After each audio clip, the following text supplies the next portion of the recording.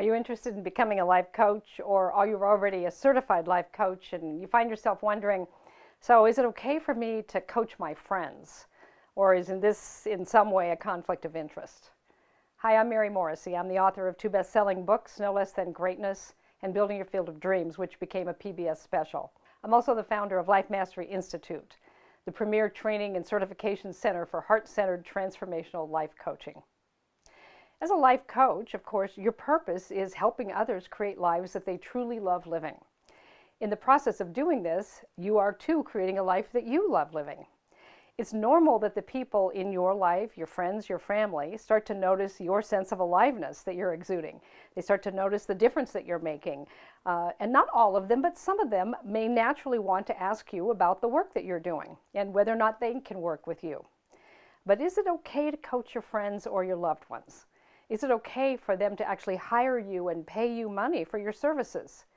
Well, the answer is absolutely sometimes. The answer is it depends.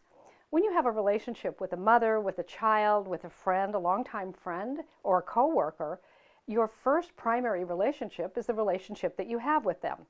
And so there can be the concern that if I actually enter into a coaching relationship with you, we both bear the risk that it can alter the other relationship that we have. So it's best in the beginning of the coaching relationship to have some very clear ground rules about what the coaching experience is like, what their expectations are of you in the coaching relationship, and what you as the professional coach know is required for the coaching relationship to work, because ideally they want you to coach them because they want different results in their lives.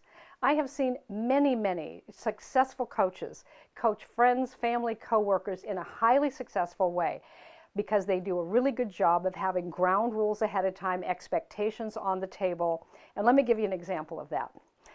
My father died in 2003. I'd been doing professional coaching since 1981 and had many clients all over the world. My flagship program is called Dream Builder Program, and over the years, my mother knew about my work. She even came to some of the things I did, but she was never inside my work. She never took a program. She was being supportive as a mother. Then my dad died, and they'd been married 63 years. She went through a very dark, difficult time, a few months of just really being in the dumps about that, as you might expect.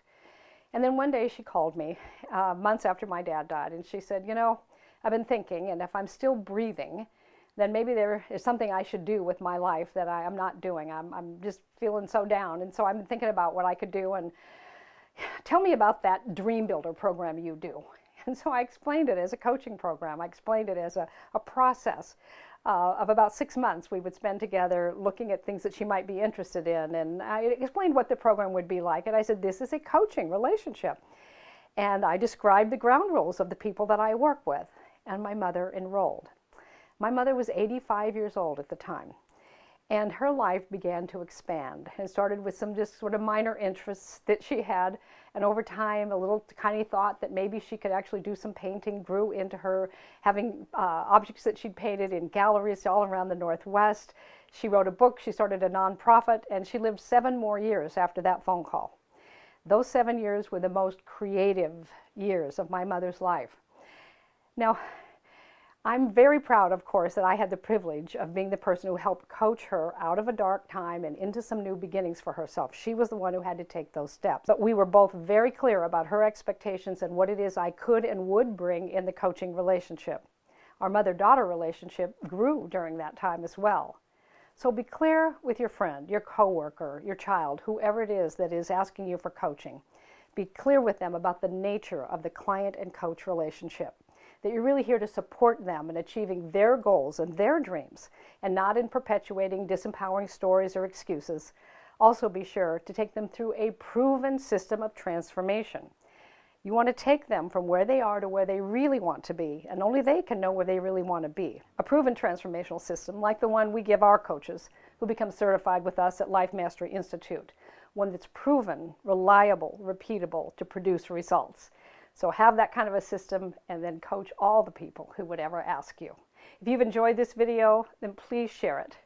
And then Also, if you would take a moment and whatever thoughts or your experience when it comes to coaching friends and family or ideas you have about that, if you leave a comment below, we could all grow from each other's comments. Thanks for doing that, and thanks for coming today.